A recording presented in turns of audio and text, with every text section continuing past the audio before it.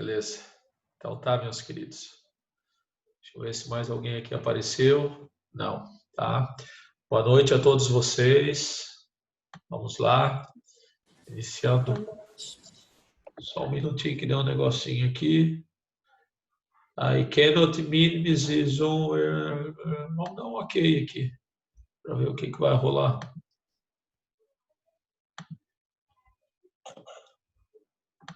Tá. Bom, galera, hoje é o nosso 15º encontro, se não me sai da memória, tá? Nós estamos entrando na reta final da nossa disciplina, Direito Ambiental. Os nossos estudos, eles estão diante das possibilidades, né? Diante dessa situação de percalço que a gente está tendo, os nossos estudos, eles estão indo bem, tá? Estão indo bem por quê? Porque a gente tem abordado cada dia o tema que é previsto no plano de ensino para aquela aula, tá? Então, não há o que se desesperar. O lado bom, né, dessas aulas serem virtuais é que, assim, eu estou disponibilizando para vocês um material rico, que talvez se os nossos encontros fossem presenciais, eu não estaria, assim, dispondo tanto do meu tempo para fazer essas apresentações de slide, postar vídeo, postar exercícios, postar isso e aquilo, né? Então, a gente também tem que analisar pelo lado positivo, né? O material ele é mais diverso, mais amplo, mais rico que eu estou disponibilizando para vocês, tá? Obviamente, se as aulas fossem presenciais, a gente teria, então, mais conversa, mais troca de ideias, as aulas seriam mais ricas nesse sentido, no sentido de existir mais a interação do professor com o aluno através da explicação, dos questionamentos e de nova explicação, até que existisse, então, um entendimento por completo da disciplina. Tá? Galera, nós estamos aqui abordando ainda sobre a tutela administrativa do meio ambiente. Tá? Dentro da tutela administrativa do meio ambiente, nós temos o quê? Nós temos alguns institutos. Institutos é o termo chamado no direito para, vamos dizer assim, alguns temas que são abordados. Então, nós temos o Instituto do Zoneamento Ambiental, que nós já vimos. Nós temos o Instituto do Licenciamento Ambiental, que nós vimos quase que completamente. Faltou alguma coisinha para hoje. E nós temos o Instituto também do EIA-RIMA, tá? Do Estudo de Impacto Ambiental, seguido do relatório de impacto sobre o meio ambiente, que é um estudo mais simplificado do EIA, tá? E que é apresentado então à população. Ok. Na aula passada nós vimos, gente, o licenciamento ambiental. Vocês estão lembrados que nós vimos assim, que existe uma diferença entre o licenciamento ambiental e a licença ambiental? Estão lembrados, né? Tá. Oi, Fábio, cortou a ligação. Tá. Vamos fazer o seguinte, eu vou ficar aqui explicando, vou explicar para vocês, tá? Sem fazer perguntas assim, isso interrompe um pouco. No momento que vocês tiverem alguma dúvida, tá? Vocês podem então me perguntar, tá ok? Então vejam, na aula passada nós encerramos a nossa aula falando sobre a diferença que há entre o licenciamento ambiental e a licença ambiental. Existe diferença, tá? Inclusive até uma resolução do CONAMA, eu não me lembro o número agora, porque as resoluções do CONAMA são inúmeras, né? Mas, enfim, existe uma resolução do Conselho Nacional do Meio Ambiente que dá a definição de licenciamento ambiental e de licença ambiental. E é muito simples de entender. O licenciamento ambiental trata-se de um processo, tá, que vai culminar com a licença ambiental ou com a negativa, né, com o não concedimento da licença ambiental. Tá? Então, o licenciamento é esse processo, é um procedimento. Nós estamos falando de direito ambiental, mas o licenciamento não é um processo jurídico daquele que acontece lá no fórum. É um processo administrativo, é um processo que acontece na via administrativa, tá? Para que, então, se tudo der certo, todas as prerrogativas forem atendidas, todas as solicitações forem devidamente atendidas, né? Então, no final, esse licenciamento vai gerar um ato administrativo, que se chama a licença ambiental. O licenciamento é um processo administrativo que, se tudo der certo, vai culminar num ato administrativo, que é a concessão da licença ambiental. Uma vez que essa licença ambiental ela pode ser negada também, tá? Bem, isso foi o que nós encerramos a nossa aula passada. Aí hoje, então, nós iniciaríamos com os 3 tipos de licença ambiental, né? A licença ambiental ela existe de 3 modalidades. Obviamente, são modalidades que estão numa sequência. Não pode o engenheiro ou, enfim, o gestor ambiental, né, que está responsável, né, por esse tipo de licenciamento junto ao empreendedor, ele vir a solicitar um licenciamento, né, antes do outro sem respeitar essa ordem. Então, o que acontece? Há pré-requisitos, né, e esses pré-requisitos são que essas ordens de licenciamento elas sejam respeitadas. Então, nós temos aqui um procedimento, um processo a ser respeitado.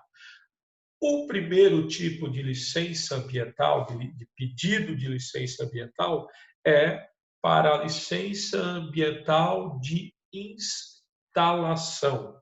Desculpa, é para a licença ambiental prévia, tá, galera? Eu me enganei agora. A licença ambiental prévia. Então, essa licença ambiental prévia, ela trata-se do quê?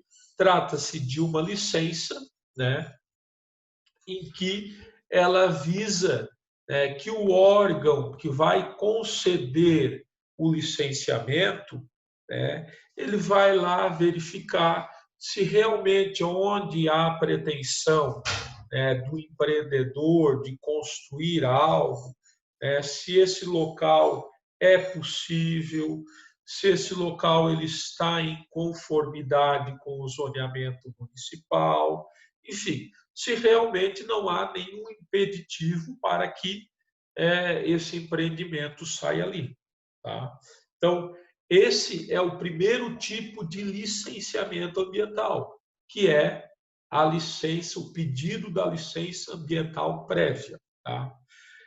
Feito o pedido da licença ambiental prévia, o empreendedor, após conseguir essa licença, ele tem 5 anos de validade, né, para atuar. Quer dizer, ele tem 5 anos, né, que é o período de vigência da licença prévia, da licença ambiental prévia. Então, ele deve, nesse período, dar prosseguimento, senão essa licença ela não vai mais ter valor, né? Ela deixa de vigorar. Tá? Feito isso, então, ele parte para um segundo momento, que é a concessão da licença de instalação, a LI, ou a LAI, Licença Ambiental de Instalação. Né? A licença ambiental de instalação, ela visa o quê? Ela visa, após concedido a licença ambiental prévia, então, que o empreendedor ele entre numa segunda fase desse empreendimento, né? Dessa atividade que tem um significativo impacto ambiental. Que seria o quê? Que seria a instalação, né, desse empreendimento. Então, a partir dessa concessão, então, ele vai ter instalado o seu empreendimento. Tá? Tem a possibilidade de instalação do seu empreendimento. Boa noite aqui para o seu Daniel, que acabou de chegar. Né? Mais alguém? Não, né? Beleza. Então tá. Então é isso aí, galera. E aí, então, avança-se para um terceiro tipo de licença ambiental, que, obviamente, é a licença ambiental de operação. Quer dizer, o órgão ambiental verificou a viabilidade do local, deu a licença ambiental de instalação prévia, viu que todos os pré-requisitos foram atendidos, deu a licença ambiental de implantação, foi adequadamente implantado o empreendimento, agora o empreendimento ele vai começar a operar, a atingir a sua finalidade máxima, que é a sua operação. Então, feito isso, há então o licenciamento de operação, a licença de operação, LO ou LAO, é a licença ambiental de operação. Tá? Que tem um prazo de 10 anos, tá, galera? Então, aqui vocês, assim, ó, por analogia, vocês podem entender o seguinte. Digamos assim, ó, hipoteticamente, vamos trazer um exemplo aqui. A Jamie, ela vai abrir um bar, tá? Um pub. Né? O que acontece? A Jamie, ela tem lá o alvará de funcionamento, tá? Onde ela vai poder exercer a sua atividade ali até uma determinada hora, ela vai poder exercer dentro de algumas finalidades que o alvará está concedendo, quer dizer, a sua atividade ela está bitolada, ela não pode ir além daquilo que está previsto no seu alvará. O que acontece? Ela resolve, então, mudar o alvará do seu pub para fazer com que haja música noturna, coisa que o alvará não o concedia. Então, o que acontece? Ela vai ampliar o seu alvará. Tá? Para quê? Para poder ofertar também música noturna. Sem a ampliação desse alvará, ela não poderia fazer isso, porque ela está indo além daquilo que são as prerrogativas estabelecidas pelo seu alvará. Tá? A licença ambiental de operação é mais ou menos assim. Então, agora eu vou utilizar a Júlia. Se a Júlia tem um empreendimento, ela conseguiu todas as licenças ambientais e agora ela já está operando, ela tem a licença ambiental de operação, a LO, que é como se fosse esse alvará, tá? Aonde vai existir todas as prerrogativas que ela pode fazer.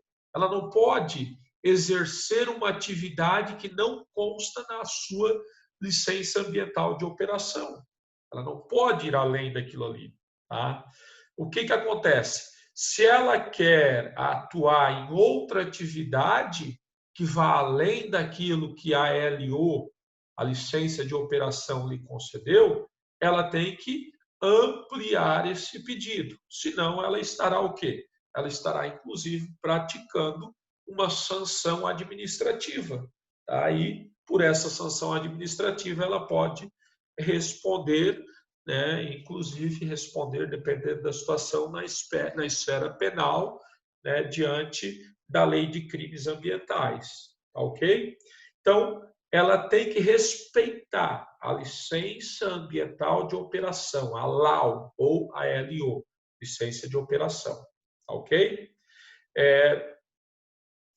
Deixa eu ver se tinha alguma coisa aqui que eu queria falar para vocês, porque esse conteúdo, galera, é um conteúdo que não é difícil. É uma matéria bem tranquila.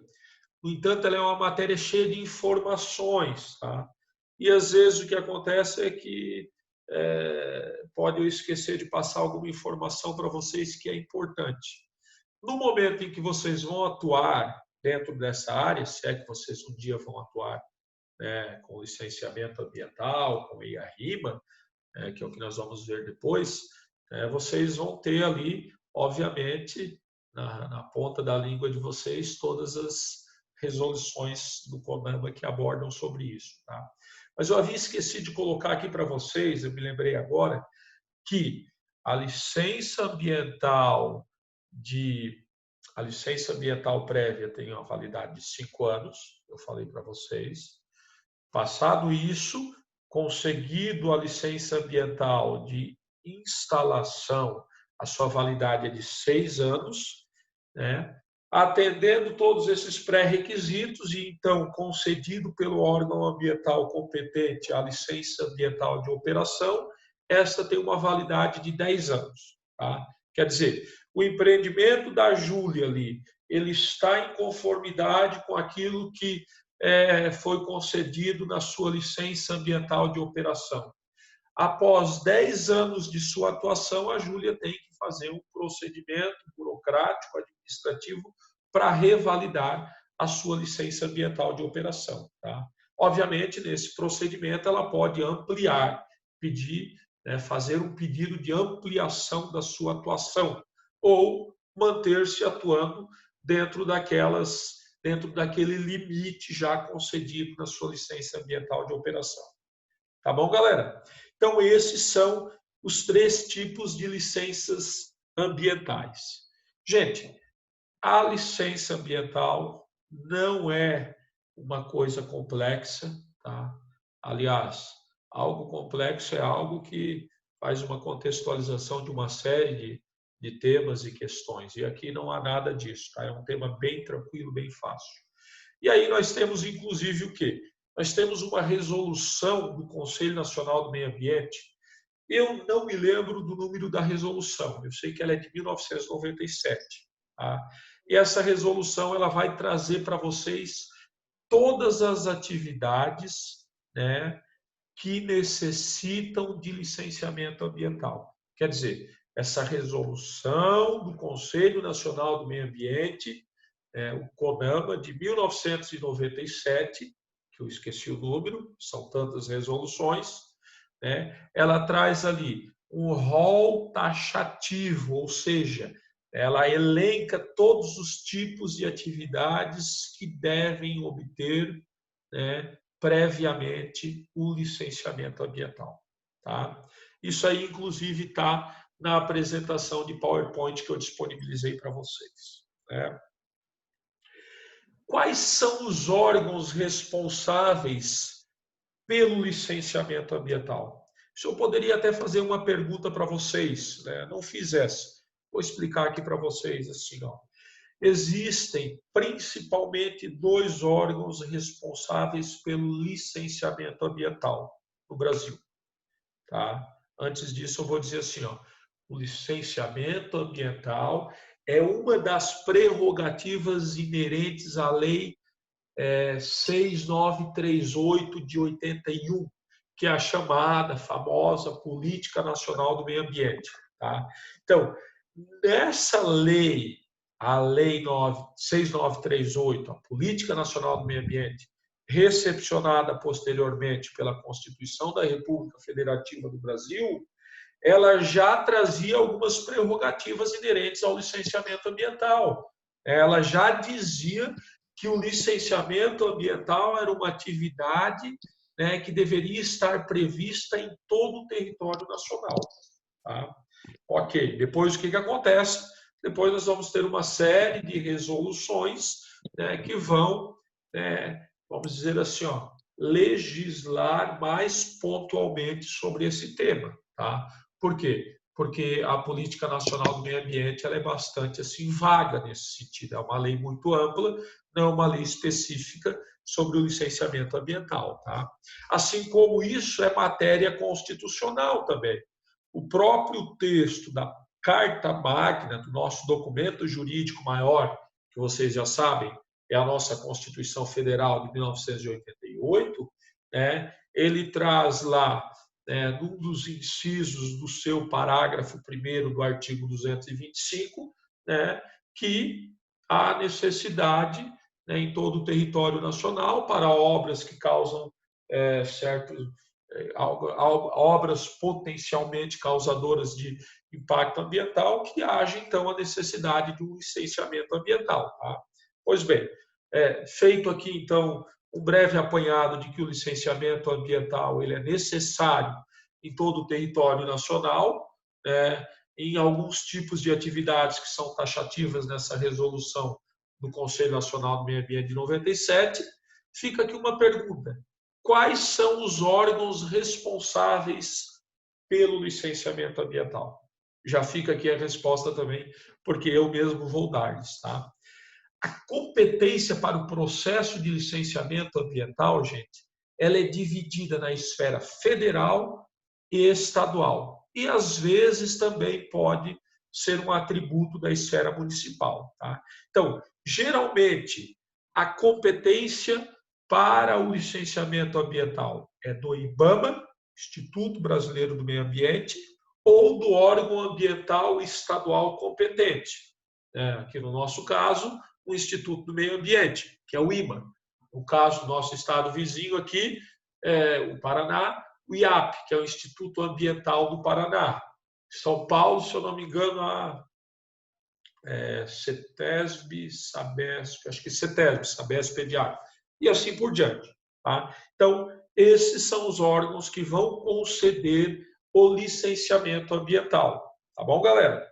Agora sim, ó, existe uma grande diferença, né? Por exemplo, se nós pensarmos numa atividade, na construção de uma usina hidrelétrica que vai operar, tá, num rio transfronteiriço, um rio que suplanta os limites geopolíticos ou políticos administrativos no Brasil, como a usina de Itaipu binacional, que se encontra no Rio Paraná, por exemplo, quem vai conceder o licenciamento é o IBAMA. Tá? Se nós estamos aqui diante de uma usina hidrelétrica que será instalado num rio, que é um rio que permeia mais de um estado, também compete ao IBAMA, o Instituto Brasileiro do Meio Ambiente, conceder essa licença ambiental. Tá? Da mesma forma, se a gente for falar aqui sobre atividades que envolvem poluentes radioativos, compete ao IBAMA conceder o licenciamento ambiental. Né? Se a gente for falar sobre bens da União, atividades que serão exercidas em bens da União, em rios como esses que eu citei, que suplantam, né, o território de mais de um estado ou que acabam avançando para outro estado nacional, ou mesmo o mar territorial, né, a plataforma continental, como, por exemplo, extração de petróleo, extração de gás natural, nós devemos entender que ali compete à União, então, ao IBAMA, conceder o licenciamento ambiental para aquelas atividades. Tá? Por sua vez, cabe aos órgãos estaduais licenciarem as atividades com impactos que suplantam os limites territoriais de um município. Por exemplo, há uma atividade, né, há um empreendimento aqui no município de Orleans, tá? Esse empreendimento é de uma empresa daqui, tal. Essa empresa é a empresa empreendedora. Só que o que acontece é que os impactos ambientais deste empreendimento eles suplantarão os limites territoriais desse município. Vão acabar afetando a Júlia, que está lá em Uruçanga, por exemplo, é um município limítrofe a nós aqui. Quer dizer, não cabe, né, não é competência do município conceder, então, esse licenciamento ambiental, mas sim do IMA, do Instituto Municipal, do Instituto, Instituto Ambiental, do Instituto do Meio Ambiente, do Instituto Estadual de Santa Catarina, que tem essa competência, tá, galera? Então, isso tem que ficar claro para vocês, tá? Acontece que também existe alguns casos, né, em que há também a competência para os municípios conceder o licenciamento ambiental. Bom, geralmente isso acontece nos municípios, que já têm um plano diretor, que já são um pouquinho maior, que já se enquadram aí pelo menos, né, com mais de 20, 30 mil habitantes e que já se consolidaram, né, na via administrativa desse município, o chamado Conselho Municipal do Meio Ambiente. Tá? Então, para que o município possa conceder a licença ambiental, ele deve automaticamente ter constituído, né, devidamente o seu Conselho Municipal do Meio Ambiente e a sua Secretaria Municipal do Meio Ambiente. Tá? É o caso aqui de Orleans, por exemplo, onde a FAMOR, então, em determinadas atividades que exigem o licenciamento ambiental, ela pode conceder. Tá? Isso existe principalmente em municípios assim um pouco maiores, não são todos os municípios que têm isso. Tá? uma coisa interessante aqui de eu destacar para vocês é que o Conselho Municipal do Meio Ambiente, o Conselho Estadual do Meio Ambiente, o Conselho Nacional do Meio Ambiente, junto com o Ministério do Meio Ambiente, eles formam, né, aquilo que a gente chama de SISNAMA, Sistema Nacional do Meio Ambiente. O CONAMA também junto, né, está atuando aqui na formação do SISNAMA, que é o Sistema Nacional do Meio Ambiente, né, que nós já vimos, está incluído um dos assuntos, uma das pautas que trata a nossa Lei 6938 de 81, a tão conhecida, famosa e importante Política Nacional do Meio Ambiente, o marco zero para a legislação ambiental no país. Tá? Não que antes não existiam leis ambientais, mas pode ser considerado essa lei ordinária federal, né, a Política Nacional do Meio Ambiente, como marco zero, porque é a partir dali que surge uma série de outras leis, outras normas, outras prerrogativas legais, inclusive ela é recepcionada pelo nosso texto jurídico maior, que é a Constituição Federal. Ok, galera? Então, é isso aí. Sobre o licenciamento ambiental que eu encerrei agora, alguma dúvida? Ô, Fábio. Não? Estava prestando atenção, né? Sim, ô, Fábio. Oi. A validade de uma licença ambiental de operação, ela pode variar, porque lá na empresa eu lido com algumas licenças, né? Até faço os procedimentos de renovação. E a maioria delas valem 4 anos. Até hoje, a máxima que eu vi foram 4 anos. Ela varia de acordo com o pedido da empresa. Geralmente é o quê? É até 10 anos, tá, Júlio? Eu falei 10 anos, geralmente é até 10 anos. Isso tudo vai depender de uma série de critérios, né? Como, por exemplo, qual é o tipo de atividade que a empresa está licenciada para atuar, né? Quais são vamos dizer assim, a quantidade de atividades que essa empresa vai obter. Tem uma resolução ali que vai estabelecer, certamente em algum artigo, né, qual é o tempo, né, que vai, vamos dizer assim, vigorar essa licença ambiental de operação. Tá? Mas ela varia até 10 anos, ela não vai passar disso. Tá?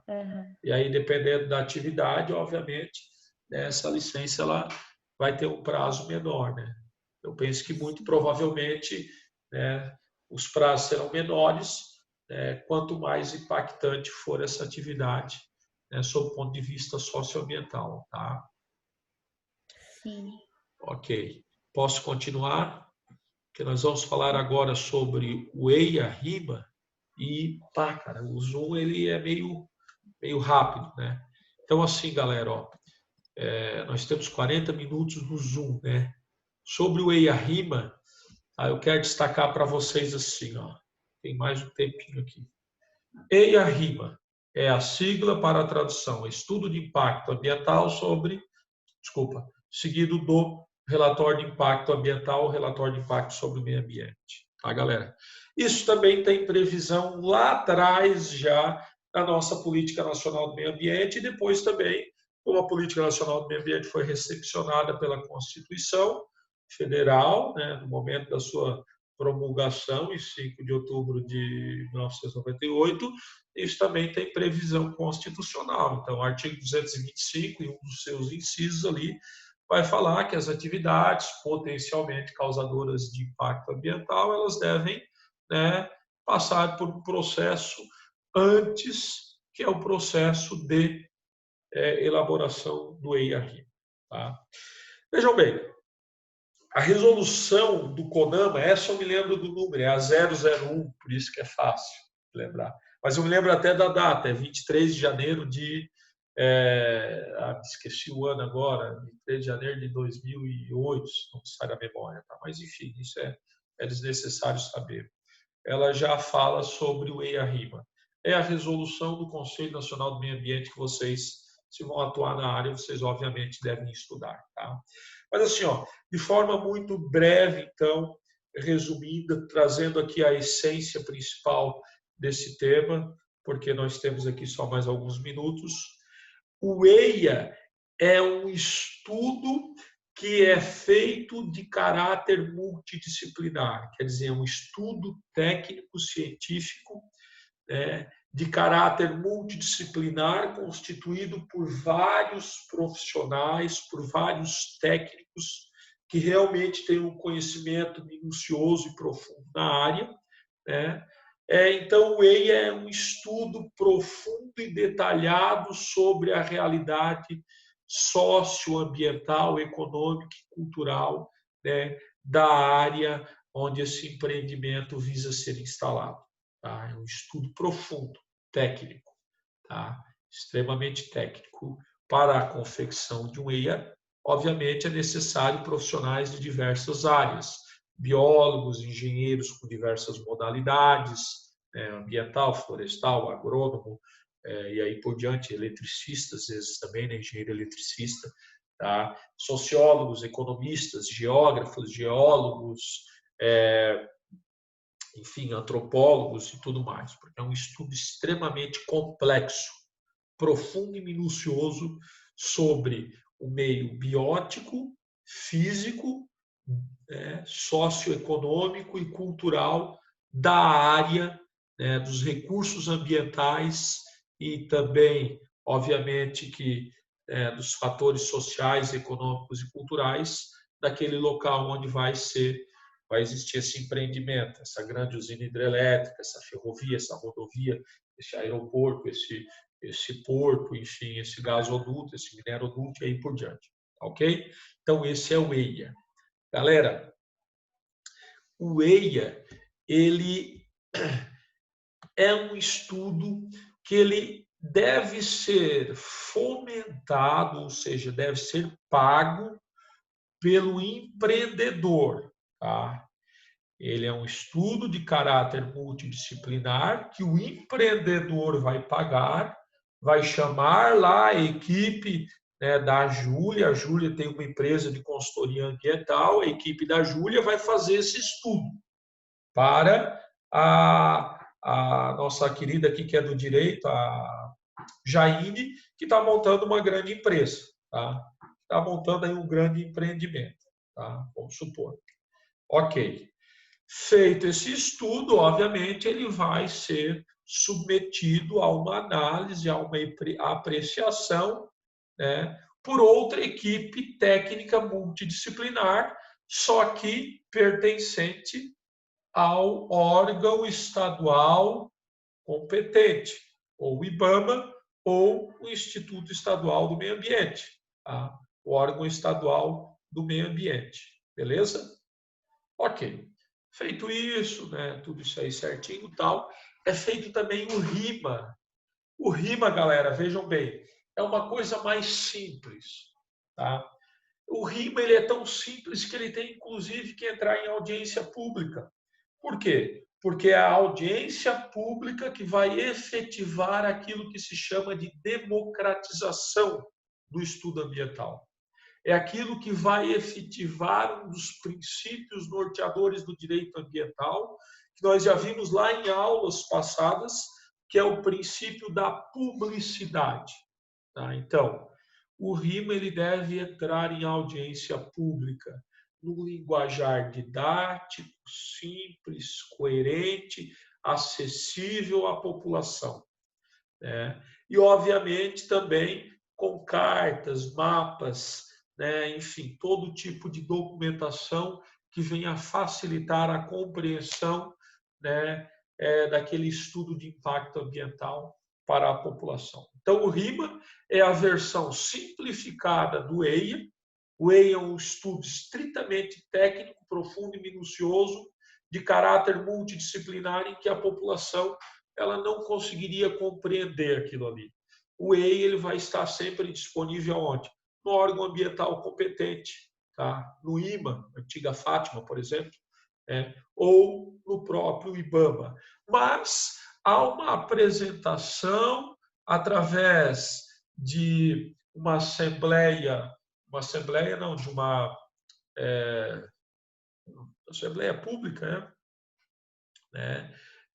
Onde essa apresentação ela vai atender a critérios, né, de que seja facilitada a compreensão. Então, esse RIMA que vai ser apresentado, não em Assembleia Pública, mas em audiência pública, eu me enganei, atendendo ao princípio da publicidade, ao princípio da democracia do acesso, né, a esses documentos, né, ao princípio de existir uma gestão ambiental mais transparente, ele vai, né, ser apresentado nessa audiência pública de forma didática, com coerência, com transparência, de forma simples, em que a população possa compreender.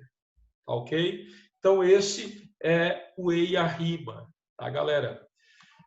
Bem, sobre o EIA-RIMA, está acabando o nosso tempo aqui, tá? Tudo isso aqui, todas as atividades que necessitam, né, do estudo de impacto ambiental, seguido do relatório de impacto sobre o meio ambiente, eu disponibilizei para vocês, né, na nossa apresentação de PowerPoint. Então, meus queridos, nos últimos segundos aqui já do segundo tempo, nós encerramos hoje a tutela administrativa do meio ambiente. Tá? Nós já tínhamos visto a tutela civil do meio ambiente, a tutela penal do meio ambiente, né? Vimos ali algumas coisas referentes à lei de crimes ambientais. Tá? Na esfera civil, nós vimos ali a responsabilidade civil por danos ambientais, tá? Uma série de questões relacionadas a isso. Né? E agora, então, encerramos a tutela administrativa do meio ambiente. Lembrando para vocês que na tutela administrativa